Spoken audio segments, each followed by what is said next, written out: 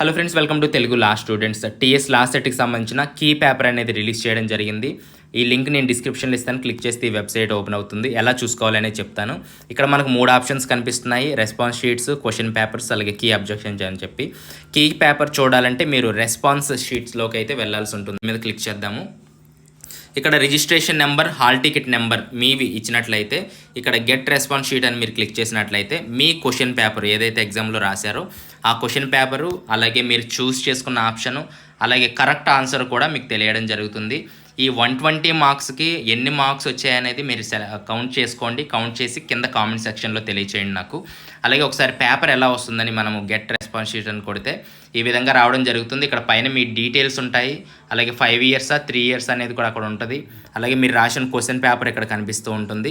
మనం ఎలా కౌంట్ చేయాలి అని చూసినట్లయితే ఇక్కడ కిందకు వచ్చేస్తే ఇక్కడ చూజ్ ఎన్ ఆప్షన్ అనేది ఉంది. ఇక్కడ 2 చూజ్ ఎన్ ఆప్షన్ అనేది. కరెక్ట్ ఆన్సర్ మనం చూసినట్లయితే 3 అనమాట అండి. ఇక్కడేమో చూజ్ ఎన్ ఆప్షన్ 2, అక్కడ కరెక్ట్ ఆన్సర్ వచ్చి 3, కాబట్టి అక్కడ మనకు మార్క్ అనేది రాలేదు.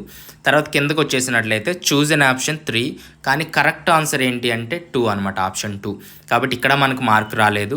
అలాగే ఇక్కడ చూజ్ ఎన్ ఆప్షన్ చూద్దాము. చూజ్ ఎన్ ఆప్షన్ 1, అలాగే ఇక్కడ కరెక్ట్ ఆన్సర్ కూడా 1 అనమాట, కాబట్టి ఇక్కడ మీకు 1 మార్క్ అనేది రావడం జరుగుతుంది.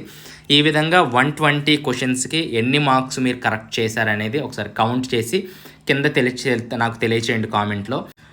దాదాపుగా 1-2 మార్కులు అటు ఇటుగా కూడా మీకు ఇవే మార్క్స్ అయితే కన్ఫర్మ్ అయ్యే అవకాశం అయితే ఉందండి.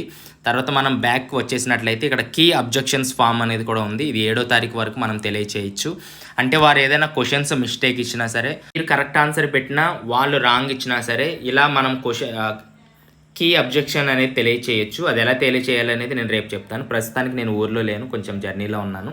తర్వాత క్వశ్చన్ పేపర్స్ కూడా ఉన్నాయి. ఏపీ లా సెట్ ఎవరైతే ఉన్నారో వారి క్వశ్చన్ పేపర్స్ డౌన్లోడ్ చేసి మీకు నెక్స్ట్ ఎగ్జామ్ వస్తుంది కాబట్టి అవి చదువుకోవడానికి అయితే ఒకసారి చూసుకోవడానికి అయితే ట్రై చేయండి. కాబట్టి ఫస్ట్ అయితే రెస్పాన్స్ షీట్స్ అంటే కీ పేపర్ ఒకసారి చెక్ చేసుకొని మార్క్స్ ఎన్ని వచ్చాయి అనేది కింద కామెంట్స్లో తెలియచేయండి.